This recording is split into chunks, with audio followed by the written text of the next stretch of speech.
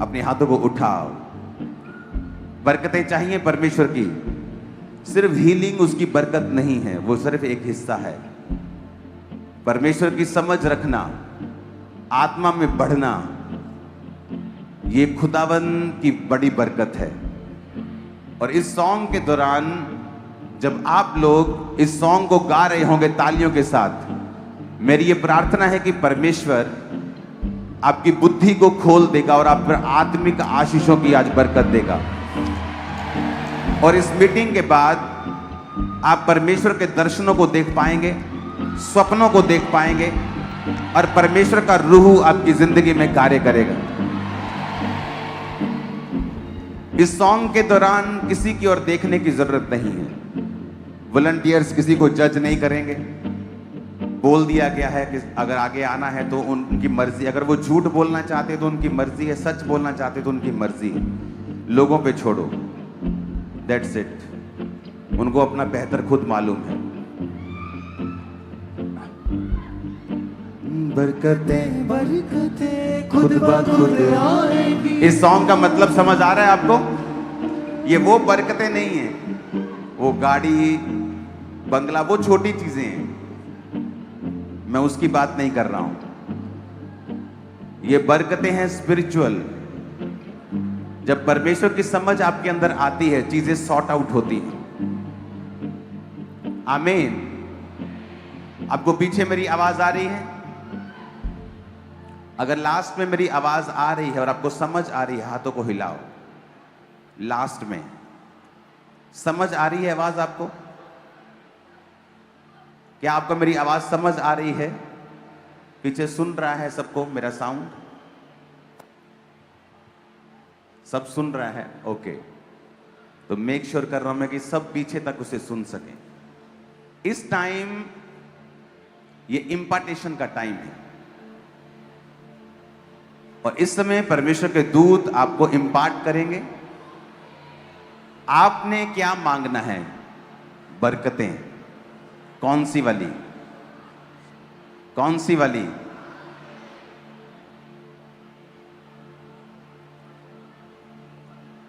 अब जहां बैठे हो वहीं बैठ जाओ। आगे आने की जरूरत नहीं, फिल हो गया आगे, बैठ जाओ। प्रभु आपको वहीं छुएंगे, डोंट वरी, वहीं बैठ जाओ। अब्राहम के बारे में बाइबल में लिखा है, एक समय आया उसको यकीन हो गया। आंखें खोलो मेरी ओर देखो। क्या यकीन हुआ? कि अब मेरे बेबी नहीं होगा। उल्टा हुआ उसके साथ। लेकिन वचन कहता है कि वो एक आत्मिक आशीष को खोज रहा था, स्वर्गीय यरूशलेम की बाट जो रहा था। इसका मतलब उसने फैसला कर लिया था कि अगर मेरे कुछ नहीं भी होता है तो मैं अपनी स्पिरिचुअल आशीष को, अपने उद्धार को, अपने अनंत जीवन को खो नहीं सकता हूं। अगर मेरी फैमिली में कोई हीलिंग नहीं हुई या मेरी लाइफ में कोई हीलिंग नहीं हुई, तो मैं उस आत्मिक जो सच्चाई है, जो मैं जान गया हूं कि यीशु मसीह यहोवा परमेश्वर ही एकमात्र परमेश्वर है, उसको मैं खो नहीं सकता। जब इस रियलिटी में वो आया तो वचन कहता है परमेश्वर ने सारा की मरी हुई गर्भ को फिर से जीवन दिया और अब्राहम के बूढ़े हो चुके शरीर से एक बेटा पैदा किया। आप मेरी बात समझ रहे हैं? तो पहले क्या आया? पहले आत्मिक आशीष आई, पहले आत्मिक बरकत आई और शारीरिक बरकत उसके बाद आई। आज जब चर्च में यह सिखाया जाता है कि सिर्फ आपको आशीषें चाहिए तो चर्च में आ जाओ, बरकत चाहिए तो आ जाओ, बच्चा चाहिए तो आ जाओ, ये रॉन्ग वे है चर्च आने का। स्टार्टिंग लोग करते हैं, मैंने भी हीलिंग से स्टार्ट किया था कि मुझे हीलिंग चाहिए, मैं चर्च चला गया, लेकिन वो परमेश्वर का मास्टर प्लान नहीं था। हीलिंग मिली मुझे लेकिन वो मास्टर प्लान में नहीं थी, वो तो जस्ट साथ में थी। आप मेरी बात समझ रहे हैं क्या? आप सबको समझ आ रही है? जहां खड़े हो वहीं बैठ जाओ और मेरी बात को सुनो। जब आप वर्शिप करेंगे अभी, तो क्या मांगना है? क्योंकि जब आप बरकतें कह रहे हैं कि बरकतें आपको लगता है कि ओ गाड़ी आ गई, ओ बंगला आ गया, मेरा बिजनेस चल पे योए, ओ वीजा आ गया योए। वो छोटी चीज है। वो ये चीज है कि आप पूरे मोहल्ले को पानी पिला रहे हो तो आप खुद भी प्यासे नहीं रहोगे।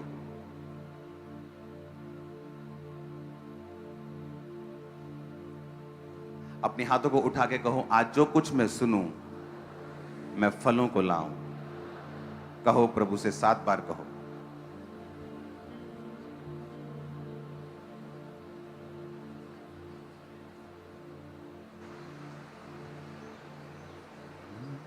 बरकतें बरकतें खुद ब खुद आएंगी, खुद ब खुद आएंगी।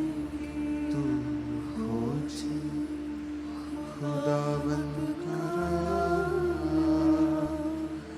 बरकतें खुद ब खुद आएंगी। तू खोज खुदाबंद करा, बरकतें खुद ब खुद आएंगी। बरकतें बरकतें खुद ब खुद आएंगी। बरकतें बरकतें खुद ब खुद आएंगी। बरकतें बरकतें खुद ब खुद आएंगी। बरकतें बरकतें खुद ब खुद आएंगी। तू खोज खुदाबंद करा, बरकतें खुद ब खुद आएंगी। Thank you Jesus.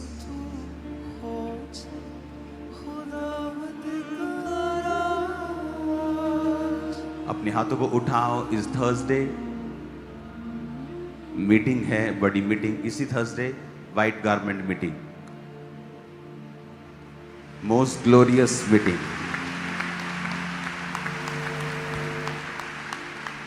मुझे कहने की जरूरत नहीं होनी चाहिए। इस मीटिंग को बोलने से पहले मैं आपको एक टेस्टिमनी देना चाहता हूं। मैं लोगों को अक्सर बताता हूं कि मुझे बहुत कम स्वप्न आते हैं, लेकिन जब ये बात मैं बताना शुरू करता हूं, कम आते हैं, मुझे ज्यादा आने शुरू हो जाते हैं। प्रभु कहता नहीं, चुप कर तू तेरे को ज्यादा आते हैं। तो मैं कनाडा में था, तो उस सिचुएशन के हिसाब से परमेश्वर मुझे स्वप्न से मुझसे बात कर रहे थे कि टीम को कैसे चलना है, या तुझे अब कैसे चलना है, या किस तरह से डेली लाइफ के बारे में, जो बताना जरूरी नहीं है यहां से। मैं आपको बताता हूं कि परमेश्वर कितना असली है, और हम उसे जब एनकाउंटर करते हैं, उसके साथ जब आमना सामना होता है, एक शॉकिंग एक्सपीरियंस होता है आपकी लाइफ में, और आपका फेथ, आपकी जिंदगी जो है वो नेक्स्ट लेवल पे चली जाती है। शुक्रवार को हमारी फ्लाइट थी। जब हम इंडिया में आ रहे थे, तो हमारी पहली फ्लाइट कनाडा से नीदरलैंड की थी, और नीदरलैंड के बाद हमने दिल्ली में आना था। तो आज सुबह मैं पहुंचा हूं इधर। तो वो फ्लाइट, जब हम कनाडा से नीदरलैंड आ रहे थे, तो वो 9 घंटे की फ्लाइट थी। मैं अपना बैठा, 1 घंटा हमने जस्ट इधर उधर देखा, उसके बाद प्रार्थना की। 2-3 घंटे 4 घंटे प्रार्थना करने के बाद मैं सो गया। मेरी वाइफ भी सेम, थोड़ी देर उसने खाना खाया या इधर उधर देखा, उसके बाद प्रेयर की 4-5 2-3 घंटे। उसके बाद हम दोनों, वो अपनी सीट पे थी, मैं अपनी सीट पे लेट गया, और हम सो गए। और जब मैं सो रहा था तो मुझे एक सपना आया, और मैंने सपना देखा कि जो मेरी फ्लाइट है वो इमरजेंसी लैंड कर रही है, और उसमें दिक्कत है। तो मैंने लोगों, अपनी टीम को बताता हूँ, मुझे बहुत कम सपने आते हैं, लेकिन जब सपना आता है वो इतना क्लियर होता है कि मुझे उठकर पूछना नहीं पड़ता कि परमेश्वर इसका मतलब क्या है। वो इतना क्लियर पिक्चर की तरह होता है।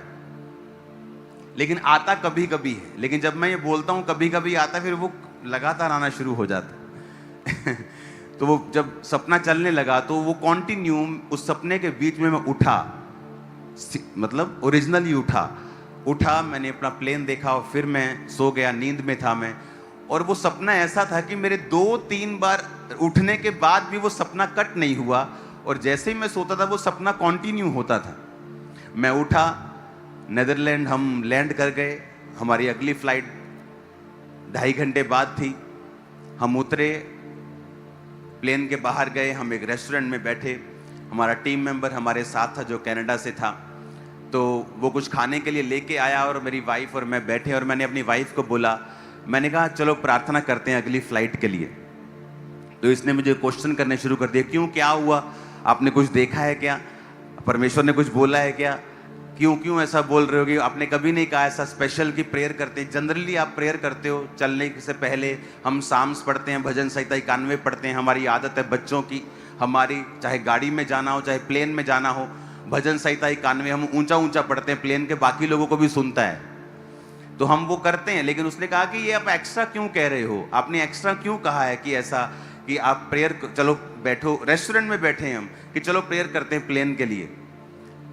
तो मैंने कहा कोई बात नहीं, मैं इनको डराना नहीं चाहता था, तो मैंने कहा कोई बात नहीं, मैं करता हूं। मैंने आंखें बंद की, मैंने प्रार्थना करनी शुरू कर दी, और प्रेयर करने के बाद हम इधर उधर की बातें फिर करने लगे, मैंने आमीन कर दिया।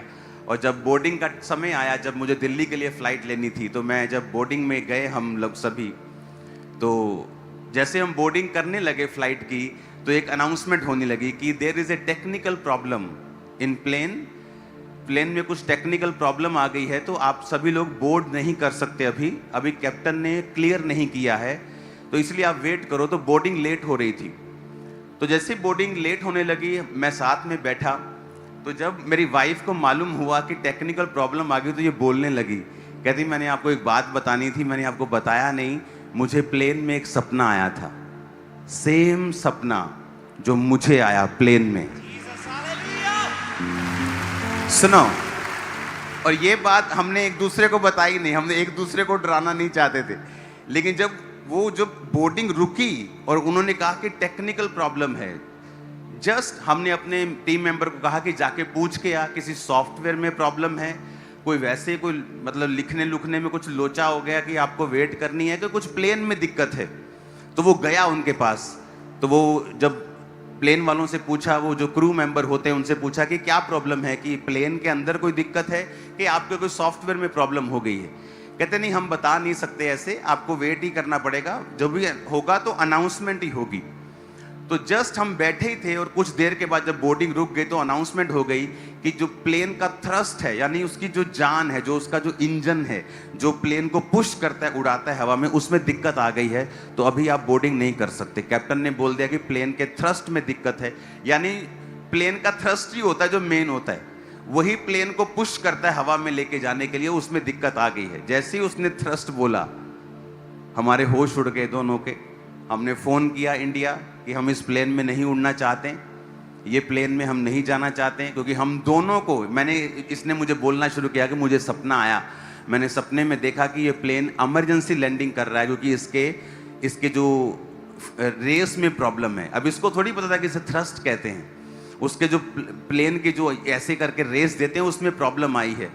तो मुझे भी सेम सपना था कि प्लेन उतरा है, हम सेफ हैं, लेकिन वो प्लेन जो है वो किसी ग्राउंड में उतरा है। उसने कहा मैंने भी ग्राउंड देखी जहां प्लेन, इमेजिन करो सेम प्लेन, वो आगे सो रही है, मैं पीछे सो रहा हूं, सेम हमें सपना आता है, सेम अनाउंसमेंट होने लगती है। वहां ऐसा लग रहा था कि परमेश्वर हमारे संग खड़ा था, और हम इतना हैरान हुए, इतना शॉक्ड हुए कि परमेश्वर प्लेन में भी हमारे साथ है। ऊपर 40,000 फीट में हम उड़ रहे थे, और परमेश्वर हमें दर्शन में और स्वप्न में फुल दिखा रहा है। पूरी 3 घंटे पिक्चर चली, मैं डीप नींद नहीं सो पाया, नहीं तो मैं डीप नींद सो जाता हूं, नहीं सो पाया, क्योंकि वो स्वप्न लगातार चलता रहा। और उसके बाद हमने प्रेयर की, उसने अपनी प्रेयर की, उसने कैंसिल किया, उसने प्रेयर की, लेकिन उसने मुझे नहीं बताया और मैंने इसको नहीं बताया। और उसके बाद जब अनाउंसमेंट होने लगी कि प्लेन के थ्रस्ट में प्रॉब्लम है, तो इसीलिए आपको वेट करनी पड़ेगी जब तक ये प्रॉब्लम सॉर्ट आउट नहीं हो जाती। अगर सॉर्ट आउट नहीं होती तो हमारा प्लेन कुछ अलग चेंज होता है, हमें इस प्लेन में बैठने नहीं दिया जाता। अब मैंने अपनी टीम को फ़ोन किया, दिल्ली में एक मेरी टीम है, एक टीम यहाँ में है, तो मैंने दिल्ली वाली टीम को फ़ोन किया, यहाँ की टीम को फ़ोन किया कि मुझे ये प्लेन नहीं लेना है, मुझे प्लेन चेंज करना है।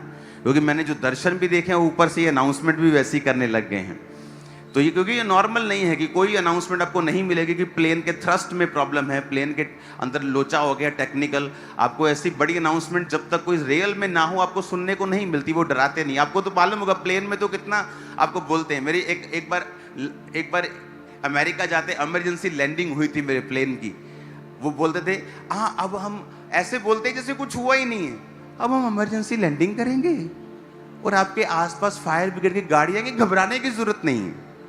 ये जस्ट एक प्रोटोकॉल है, क्योंकि आपका प्लेन फ्यूल से भरा हुआ है, क्योंकि फ्यूल से वो भरा हुआ था, अभी वो अपनी डेस्टिनेशन में नहीं पहुंचा था, तो उसमें लाखों आपका भार, आपके सामान का भार, आपके चीज़ों का भार इतना नहीं होता जितना फ्यूल का भार होता है। तो उसने कहा इतना भार है प्लेन में कि इसको इमरजेंसी लैंडिंग जब करेंगे तो ये प्रोटोकॉल है कि उसके साथ साथ फायर ब्रिगेड गाड़ियां चलेंगी। और फायर ब्रिगेड गाड़ियां टॉफियां बांटने तो आती नहीं, वो तो आग बुझाने। अभी भी मालूम है कि आग लग सकती है क्योंकि प्लेन भारा है, इमरजेंसी लैंडिंग हो रही है। कहाँ उसने अमेरिका जाना था, कहाँ रास्ते में रुक रहा। तो हमें इमरजेंसी लैंडिंग के बारे में पहले से मालूम था कि क्या होता है सीन। ऊपर सब डरे घबराए होते हैं, हमें सब मालूम था। आप मेरी बात समझ रहे कि नहीं? तो हमें मालूम था कि थ्रस्ट में प्रॉब्लम है। मतलब हमने फोन किया कि मुझे ये फ्लाइट नहीं चाहिए। जब फ्लाइट पता की तो कोई फ्लाइट नहीं थी। अगर मैं फ्लाइट नहीं लेता तो मैं आज संडे यहाँ चर्च नहीं आ पाता। तो हमने प्रेयर की, तो हमने आपस में डिस्कस किया कि परमेश्वर ने हमें दर्शन क्यों दिया। इसीलिए कि हम प्रेयर कर सकें, कि हम प्रार्थना कर सकें। और कुछ भी जब हम करते हैं, अगर वचन का बैकअप हमारे पास नहीं है तो मैं उसे नहीं करता हूं। तो मैं पवित्र आत्मा से पूछने लगा कि प्रभु मैं क्या करूं, मैं जाऊं, मैं कैसे करूं। परमेश्वर ने मुझे वर्ड दिया, मैंने वो भी किसी को बताया नहीं। परमेश्वर ने कहा कि जब यीशु मसीह जा रहे थे पानी पे चल के, तो वो पानी पे चल के इसलिए नहीं जा रहे थे क्योंकि परमेश्वर कुछ प्रूफ करना चाहते थे। वचन में लिखा वहां कोई नाव नहीं थी, लेकिन परमेश्वर को अपना काम करने जाना था, तो इसलिए वो पैदल चलने लगे। और जब वो पैदल चलने लगे तो चेले डर गए। चेले कहते वो भूत आ गया, भूत आ गया। परमेश्वर कहता रुको, मैं हूं, डरो मत। तो वहां पतरस ने कहा था अगर तू ही है तो मुझे पानी पे चल के आने की आज्ञा दे, मैं भी पानी पे चलना चाहता हूं। तो परमेश्वर की आत्मा ने मुझे वचन दिया कि तू परमेश्वर को बोल कि परमेश्वर जब तेरे पास नाव नहीं थी तो तू पानी पे चल के आ गया था, तो ये प्लेन क्या दिक्कत, तो टूटा प्लेन उड़ा सकता है, तो फिर भी सही है, तो सही सलामत है, तो टूटे को भी उड़ा सकता है। तो ये प्रेयर मैंने अपने मन में की, परमेश्वर तू टूटे हुए प्लेन को भी उड़ा सकता है। मेरे पास है ऑप्शन, लेकिन मैं 1 बजे 2 बजे दिल्ली पहुंचता आज दोपहर को। अगर आपके पास मैं 6 बजे पहुंचता यहाँ, संडे मिस हो जाता। तो ये संडे में मिस नहीं करना चाहता था। तो मैंने परमेश्वर की आत्मा ने कहा कि बोल कि परमेश्वर तू पानी पे चल के चला गया था, तो इस प्लेन को भी तू ठीक कर। मैंने उसी में उड़ना है, इसी में जाना है और इसी में बैठना है। सडनली अनाउंसमेंट होने लगे कि ओके, पायलट ने सब चेक कर लिया है, आप इस प्लेन में बैठ सकते हैं। लेकिन अभी भी बैठने का दिल नहीं कर रहा था, क्योंकि हमें मालूम था कि जो हमने देखा है। तो मैंने अपनी टीम को कॉल की, मैंने कहा ठीक है आप फ्लाइट ढूंढना बंद करो। और सभी टीम 50 लोगों की एक टीम बिठाई जिन्होंने 8 घंटे लगातार प्रार्थना की प्रेयर माउंटेन पे। हम प्रेयर में कर रहे थे, हम प्रेयर में थे, 8 घंटे टीम प्रार्थना कर रही थी। इमेजिन करो बैक स्टेज क्या चल रहा था। आप इमेजिन कर सकते हैं क्या कि बैक स्टेज क्या चल रहा था। 2 बजे रात के हम प्रार्थना में आमीन हुई है, रात के 2 बजे। 6 बजे आई थिंक प्रार्थना करने के लिए इंडियन टाइम में बैठे थे और रात के 2 बजे आमीन हुआ। वो प्लेन लेट हुआ वहां से, क्योंकि लेट चला, फिर रास्ते में लेट हुआ। जब लेट प्लेन दिल्ली में लैंड करता है तो फिर वो लैंड नहीं करने देते, क्योंकि वो ट्रैफिक ज़्यादा होता है कि आप लेट आए हो, भी और प्लेन आ रहे, तो वो पहले घूमता रहा दिल्ली और आधा घंटा। पहले जब वो घूम रहा था तो सब लोगों के दिल धक धक, यार घूम ही जा रहा है ये, उतर क्यों नहीं रहा ये। लेकिन जब आप परमेश्वर की महिमा के लिए जीते हो, वो सब चीजों को सेट कर देता है। तो जब लैंड हुआ तो मालूम था कि चलो जिंदा आ गए वापिस। कि परमेश्वर मरने नहीं देता। लेकिन मैं आपको ये बता रहा हूं कि हम इस बात से सरप्राइज थे कि एक ही सपना 2 लोगों को कैसे आ सकता है। और दोनों ने एक दूसरे से डिस्कस नहीं किया, दोनों ने अपनी अपनी प्रेयर कर दी कि क्या फैमिली को डराना, छोड़ो। लेकिन हम इस बात से एक्साइटेड थे कि परमेश्वर रियल है, एब्सोल्युटली रियल, बिल्कुल असली है वो। ये बात हमें ज्यादा टच कर रही, ठीक हो गया, सब नॉर्मल हो गया, ये बात हमें टच नहीं कर रही थी। लेकिन ये बात हमें ज्यादा, पूरे प्लेन में मुझे टच कर दिया। ये 8 घंटे प्लेन में मैं सो नहीं पाया, 8 घंटे में प्रेयर में था, जस्ट आनंदित था उल्टा कि ये इस चीज के लिए कि परमेश्वर ने जो इन्होंने बोलना था वो पहले से बता दिया, 3 घंटे पहले से, और हमने प्रेयर की उसके लिए। क्योंकि बहुत सारी भविष्यवाणियां और दर्शन हैं जिन्हें आप प्रार्थना से बदल सकते हो, हालेलुया, जिन्हें आप चेंज कर सकते हो। आने वाले समय में आपको अपने बेटे के लिए कुछ दिखता है, आपकी वाइफ के लिए कुछ दिखता है, आप उसे बता सकते हो कि मैंने ऐसा देखा है, आपको प्रेयर करनी है, इस चीज से बच के रहना या इस चीज के बच के रहना है। टीम को कई बार मैं बताता हूं कि हमें इस तरह से रहना है, इस तरह से नहीं करना, क्योंकि मैंने ये दर्शन या मैंने ये स्वप्न देखा है। और हम इस बात के लिए एक्साइटेड थे कि परमेश्वर ने हमसे सेम फ्लाइट में, सेम समय पे, सेम एग्जैक्ट बात की, वो भी सपने के द्वारा। इमेजिन, पहली बार हमारे साथ ऐसा हुआ। पहले मुझे अगर दर्शन आता है तो जरूर नहीं उसी को भी सेम दर्शन आए, वो उसे अलग तरीके से आएगा, लेकिन सेम टाइम के ऊपर, सेम फ्लाइट में। और ऐसे नहीं कि हम फ्लाइट के बारे में बात कर रहे हैं कि इसका इंजन ठीक है ना, तूने इंजन, कुछ बात नहीं। हमारा रूल ये है हमारी फैमिली का कि जब हम कोई भी फ्लाइट पकड़ने वाले होते हैं, हमारे बच्चे छोटे थे जब, तो वो फ्लाइट के बारे में बात करते थे, वो देख के ना बड़ा प्लेन, इधर इंजन का, हम बोलते थे कि नहीं बात नहीं करनी, तुम कुछ गलत बोल दोगे फंस जाएंगे हम, तो बात नहीं कर। हमारा ये रूल है कि जब भी हम ट्रेवल करते हैं, हम किसी भी प्लेन के बारे में, गाड़ी के बारे में बात नहीं करते, बच्चों के साथ कोई डिस्कस नहीं करते कि किसी ना किसी तरह का वर्ड्स हमारे मुंह से, वर्ड शब्द ना निकले। तो ऐसा नहीं कि हम प्लेन के बारे में कोई बात नहीं हुई, किसी चीज के लिए नथिंग, कुछ बात नहीं हुई, लेकिन सपना सेम था। और आज हम एक जीवित गवाही के रूप में आपके सामने मौजूद हैं। हालेलुया। अब जब मैं वहां से चला तो मैंने एक्स्ट्रा टाइम टीम को दिया। मैंने कहा मेरी लैंडिंग 1:38 पे हो रही है, तो मैं टीम को बोलता हूं चलो 1:55 तक तुम प्रार्थना करते रहना। जब दिल्ली में प्लेन आया तो वो घूमता रहा आसमान में, मेरे पास फोटो भी है उसकी। मैंने वो पिक्चर, जो मैप होता है ना फ्लाइट मैप, वो घूम रहा, वो उसकी मैंने पिक्चर भी क्लिक की उसकी। तो वो घूमता रहा वहां पे।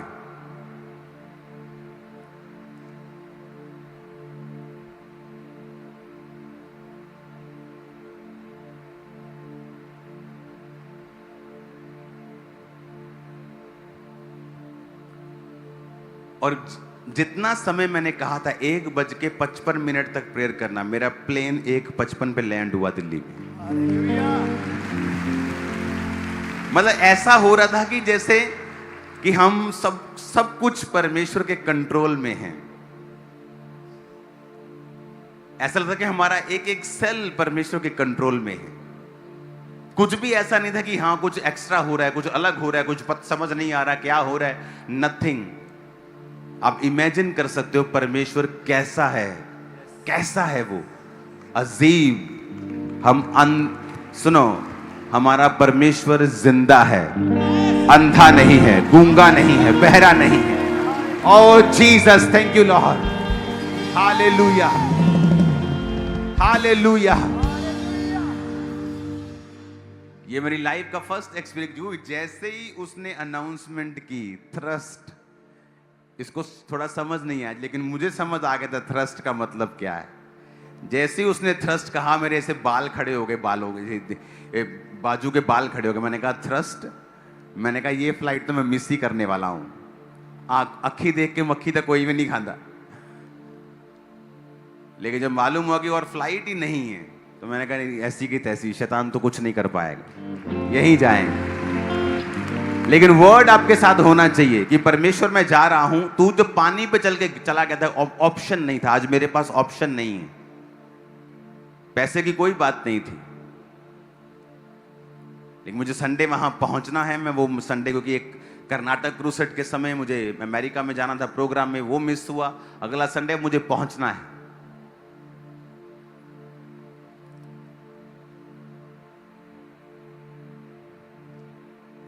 वो दिखाना जरा, जो प्लेन घूमा था जरा, वो देखो, मैंने पिक्चर खींची उसकी। वो देखो प्लेन कैसे गोले गोले है ना, वो लैंडिंग नहीं कर रहा था। वो दिल्ली, क्योंकि लेट पहुंचा ना, वो जब प्रॉब्लम हुई तो फिर लेट चला, तो लेट पहुंचा, तो दिल्ली वाले बोलते हैं कि घूमते रहो ऊपर, बताते हैं कब लैंड करना है। तो जितनी देर वो घूमता रहा, बेचारे लोगों के दिल भी घूमते रहे साथ साथ कि पता नहीं आज लैंड करना भी है कि नहीं करना है। लेकिन परमेश्वर वफादार है, हमारा परमेश्वर।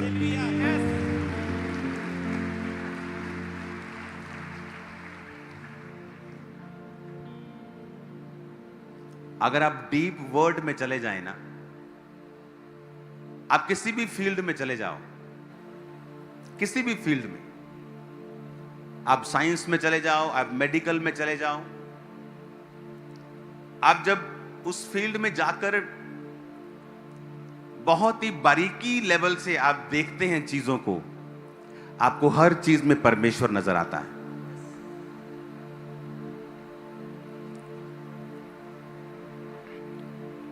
एक वचन को मैं पढ़ूंगा, उसमें लिखा है,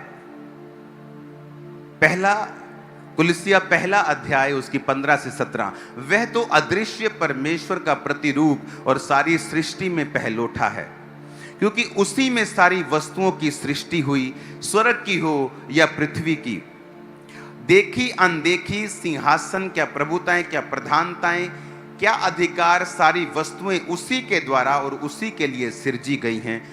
वही सब वस्तुओं में प्रथम है और सब वस्तुएं उसी में स्थिर रहती हैं। 16 आयत में लिखा, उसी में सारी वस्तुओं की सृष्टि हुई, स्वर्ग की हो या पृथ्वी की, देखी या अनदेखी।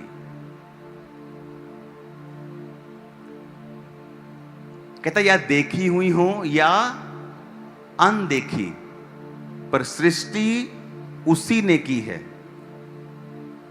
यह है देखी वस्तुएं। कहता अनदेखी भी।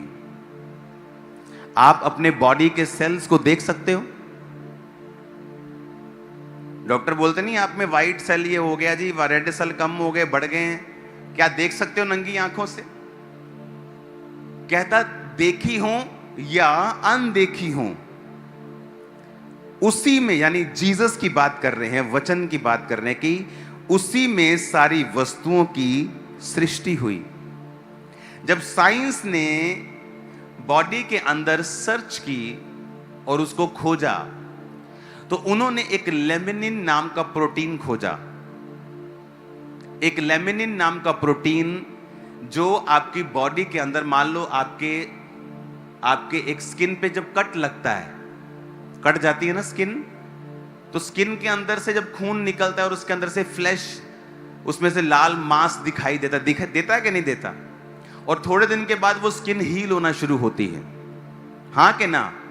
तो स्किन जब हील होती है तो पहले किनारों से हील होती है और अंदर से भी हील होना शुरू होती है, हाँ कि ना? ये तो समझ आ रहा है कि नहीं? जब किनारों से हील होती है उसे कैरोसाइटिस बोलते हैं, कैरोटाइनसाइटिस, जो किनारों से हील करता है। जो अंदर से हील करता है उसे फाइब्रोब्लास्ट बोलते हैं, जो अंदर से हील करता है। लेकिन जब साइंस ने स्टडी की कि जब आपका मकान पड़ता है और आप उसमें शटरिंग लगाते हैं कि नहीं? छत डालते शटरिंग लगाते हैं ना, तो साइंस ने खोज की कि एक लेमिनिन नाम का प्रोटीन है जो आपकी बॉडी में सारी हीलिंग के लिए एक रोड बनाता है और स्कैफोल्डिंग लगाता है। यानी अगर लेमिनिन नाम का प्रोटीन आपकी बॉडी में ना हो तो आपकी बॉडी हील नहीं करती। जितने भी ये वर्कर हैं जो आपकी स्किन को हील करते हैं, फ्लैश को हील करते हैं, आपकी ऑर्गन जहां हैं वहां रखने में उनको मदद करते हैं, आपकी स्किन गिरती नहीं, आपके ऑर्गन फेल नहीं होते, तो वो सारी चीजों को काम करने के लिए लेमिनिन नाम का प्रोटीन चाहिए जो उनके लिए एक रोड का काम करता है, स्कैफोल्डिंग का काम करता है। अगर वो ना हो तो आपकी बॉडी में हीलिंग होना बंद हो जाएगी। आप इसे नोट कर लो और जाके स्टडी करो। और जब लेमिनिन नाम के प्रोटीन को आप माइक्रोस्कोप से देखते हैं तो वो इस तरह का दिखता है, क्रॉस की तरह। जो आप सामने देख रहे हो ना, जो रंग बिरंगा सा, ये लेमिनिन नाम का प्रोटीन है आपकी बॉडी के अंदर। क्या देखी, क्या अनदेखी। यहां मेडिकल स्टूडेंट होंगे, सर्च करो, अगर लेमिनिन नाम का प्रोटीन आपके अंदर ना, कहते नहीं इधर जख्म है जी, ठीक नहीं हुंदा, बोलते हैं ना, जख्म ठीक नहीं हो रहा, क्योंकि जब जख्म ठीक होता है तो किनारों से हील होता है। वो उसको बोलते हैं कैरोटीन साइटिस। उसका एग्जैक्ट नाम मैं आपको बताता हूं।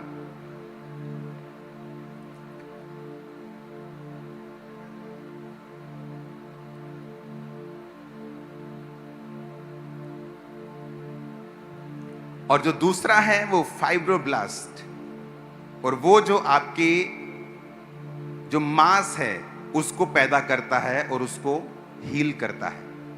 केराटिनोसाइटिस, फाइब्रोब्लास्ट। जस्ट मैं आपको एक एग्जांपल दे रहा हूं, लेकिन कोई भी आपकी बॉडी की हीलिंग नहीं होती है अगर लेमिनिन उसकी हेल्प नहीं करता।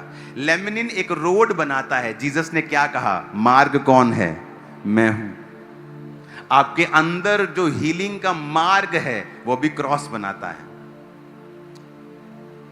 क्रिश्चियंस के नहीं, तुम सब के। अब मालूम हुआ तुमको किसने बनाया। ये मैं थोड़ी कह रहा हूं, जाओ खुद स्टडी करो, खुद देखो, खुद सर्च करो। इसका मतलब है अगर आप इसको सर्च करेंगे तो सर्च में आप देखेंगे no laminin is equal to no healing. अगर आपके अंदर लेमिनिन नाम का प्रोटीन नहीं है, क्योंकि ये आपको फिजिकली सपोर्ट करता है, माइग्रेशन को ट्रैक करता है, ये सिग्नल है, ये स्कैप फोल्डिंग का काम करता है। अगर ये नहीं होगा तो आपके अंदर जो हीलिंग है वो कभी नहीं होगी। केराटिनोसाइटिस फेल हो जाता है, फाइब्रोब्लास्ट फेल हो जाता है अगर आपके अंदर लेमिनिन नाम का प्रोटीन नहीं है। अब मेरी बात समझो, जब लेमिनिन को आप माइक्रोस्कोप से देखते हैं तो वो इस तरह का दिखता है। आपको क्या लगता है? क्रॉस की तरह आपको क्या लगता है? क्या ये इत्तेफाक है? आपको ये इत्तेफाक लगता है? सुनो, कुलस्सियों 1 फिर 17 आयत को पढ़ूंगा। लिखा, वही सब वस्तुओं में प्रथम है और सब वस्तुएं उसी में स्थिर रहती हैं। सब वस्तुएं, तुम्हारा ब्लड, तुम्हारा सेल, तुम्हारी हीलिंग सेल, अगर ये लेमिनिन ना हो तुम्हारी किडनी काम नहीं कर पाएगी, क्योंकि जो टिश्यू उसको लगातार रिपेयरिंग के लिए चाहिए वो लेमिनिन प्रोवाइड करता है। वो रोड बनाता है और वो स्कैप फोल्डिंग लगाता है, वो होल्ड करता है, वो ग्लू की तरह काम करता है। और जब उसको आप देखते हो वो क्रॉस की तरह आपको माइक्रोस्कोप में नजर आता है। और जीसस ने क्या कहा? वही सब वस्तुओं में प्रथम है और सभी वस्तुएं उसी में स्थिर रहती हैं।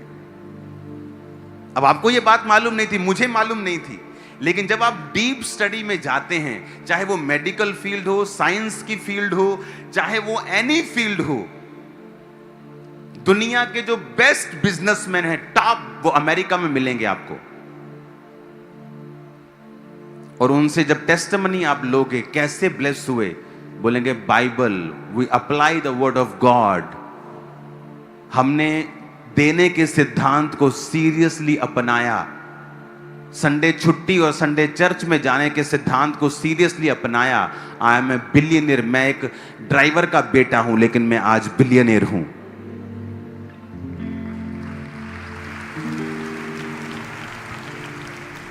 देखो, कहता है वही सब वस्तुओं में प्रथम है और सब वस्तुएं उसी में स्थिर रहती हैं। अब आपके अंदर जो हीलिंग हो रही है, चाहे वो क्रिश्चियन हो, हिंदू हो, सिख हो, मुसलमान हो, वो लेमिनिन कर रहा है, वही लेके जाता है, वही रोड बनाता है और वो क्रॉस की तरह दिखता है।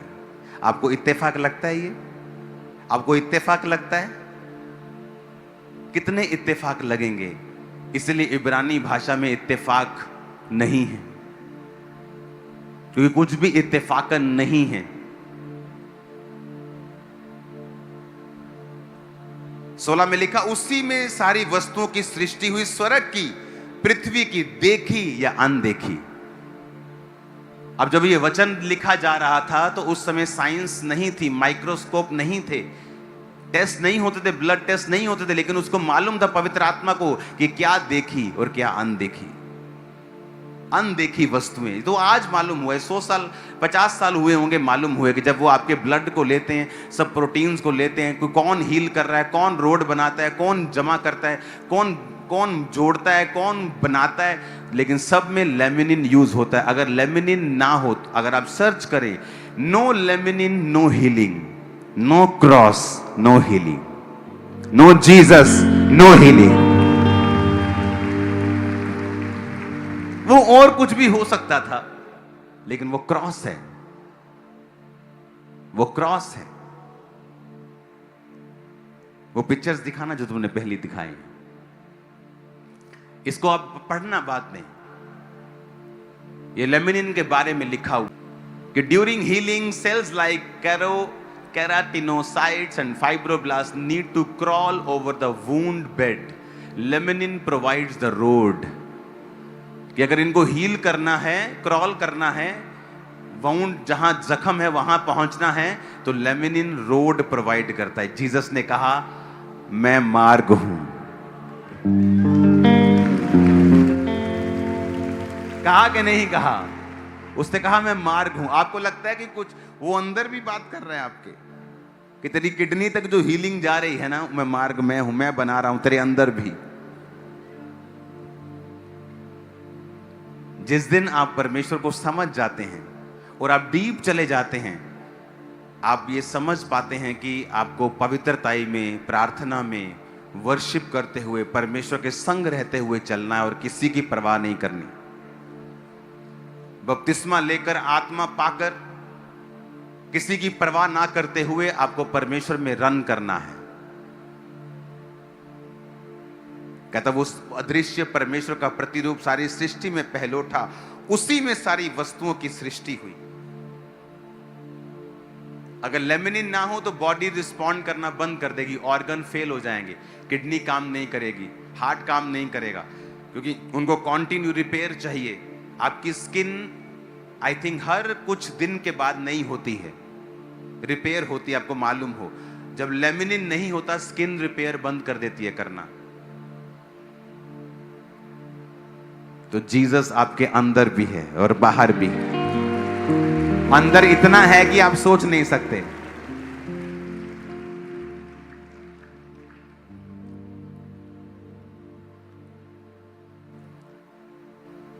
स्वर्गीय दर्शन सभा जून 4 वीरवार, आप, आपके बच्चे और आपकी हर जीवित चीज व्हाइट कपड़ों में होनी चाहिए उस दिन।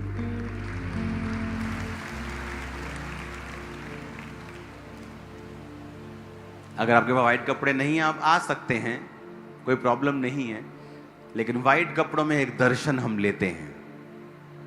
और अगर आप स्पिरिचुअल दर्शनों को पा लेते हैं, आपको लोगों को लगता है कि क्या दर्शन दर की बात कर रहे हैं, मुझे ये प्रॉब्लम है, ये बात करो ना इसकी, मेरा कर्जे की बात करो ना। आपको नहीं मालूम, जब आपको स्पिरिचुअली ग्रो किया जाता है, ऑटोमेटिकली चीजें आपके फेवर में काम करना शुरू करती हैं। आमीन।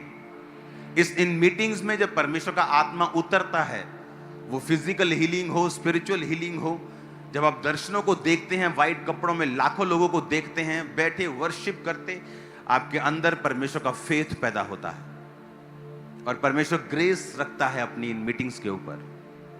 हालेलुया। उसके बाद संडे बड़ी मीटिंग है और संडे में जल्दी आऊंगा क्योंकि आज मेरी फ्लाइट थी मॉर्निंग, लेकिन अगले संडे में यहां कम से कम पौना घंटा पहले हूंगा। पौना घंटा, आपको जल्दी आना है। डिलीवरेंस और हीलिंग पूरा जून, फुल जून में यहां पे हूं। फिर पठानकोट में क्रूसेड है, उसका पोस्टर दिखा दो, बैक साइड हर जगह। पठानकोट 11 जून। इसके बाद एक और क्रूसेड है। तो जून महीना जितना शरीर में गर्म है वो कुछ नहीं, जब आत्मा में गर्मी आपको दिखेगी, आपको जून ठंडा लगने लगेगा। तो जून महीने के लिए अगर आप जहां से भी हैं, जिस भी दुनिया के जिस कोने में आप रहते हैं, अपनी फ्लाइट पकड़ो और आ जाओ, अपनी ट्रेन पकड़ो, अपना साइकिल, सब गाड़ियां पकड़ो और आ जाओ। जून महीना स्पिरिचुअल चीजों में बढ़ने का, हीलिंग और डिलीवरेंस का, मैनिफेस्टेशन का, डिलीवरेंस का महीना होगा। Crusades, meeting, white garment meeting. और अगला जुलाई मंथ खामरा चर्च में जो सेकंड सर्विस होती है उसे हम इंग्लिश में कर देंगे, ताकि पूरी दुनिया में अब यह खामरा चर्च जा सके। तो जुलाई मंथ में खामरा चर्च की जो सेकंड सर्विस होगी वो इंग्लिश में होगी। तो ट्रांसलेशंस होगी, सिंगिंग भी इंग्लिश में होगी। तो हमारे सब हिंदी भाई, आप और मैं भी हिंदी हूं, हम सुबह की मीटिंग की अटेंड करें तो अच्छा है। शाम की वाली इंग्लिश सर्विस तमिलनाडु के लिए, केरला के लिए, ईस्ट के लोगों के लिए, फॉरेन के लोगों के लिए। बहुत से लोग हैं, बहुत से जर्नलिस्ट हैं, बहुत से बड़े बड़े जर्नलिस्ट जिनको दुनिया के प्राइम मिनिस्टर्स फॉलो करते हैं, उन्होंने हमें मैसेज किया, उन्होंने किसी को मैसेज किया, इंडिया में किसी क्रिश्चियन भाई को, कि हमने इस लड़की का प्रचार सुना है, ये कौन है लड़की? वो सोफिया की बात कर रहे थे।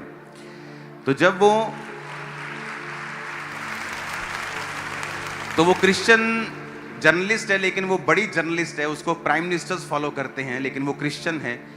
तो उसने जब उसको मैसेज किया, उसने कहा कि मुझे ये अपोस्टल जी की बेटी लगती है, वही है, मैं उनसे पूछता हूँ कि आप इसको इंग्लिश में बना के दो। तो हमने सोफिया की ट्रांसलेशन, वो प्रचार की इंग्लिश में उसको भेजी।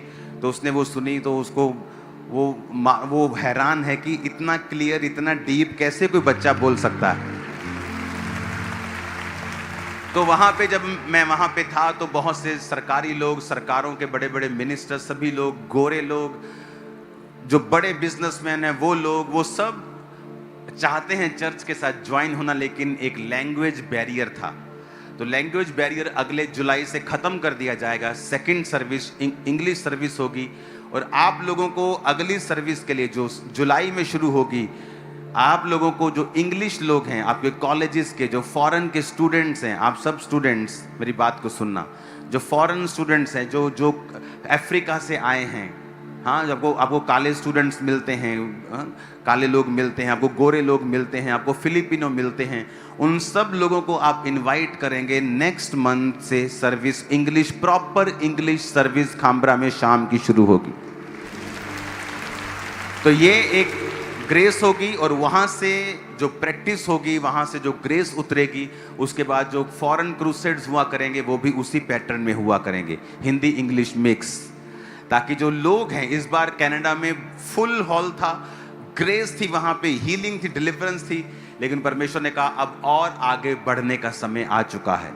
अब लोगों को जो पूरे वर्ल्ड में हैं, वो गोरे हों, वो अफ्रीकन्स हों, वो फिलिपिनो हों, वो चाइनीज हों, वो सब लोग जो इंग्लिश समझते हैं, उसमें सर्विस स्टार्ट करनी है कि ये वर्ड जो डीप है, रेवलेशन से भरा हुआ है, उन तक भी पहुंचे। आमीन। तो मॉर्निंग सर्विस जो हम कर रहे हैं वो आप लोगों के लिए, मेरे लिए, सब लोगों के लिए होगी। और इवनिंग सर्विस में मैं जब प्रीच करूंगा तो उसको इंग्लिश ट्रांसलेशन होगी, गवाहियों की इंग्लिश ट्रांसलेशन साथ में होगी, इंग्लिश वर्शिप होगी, सब कुछ साथ साथ चलेगा।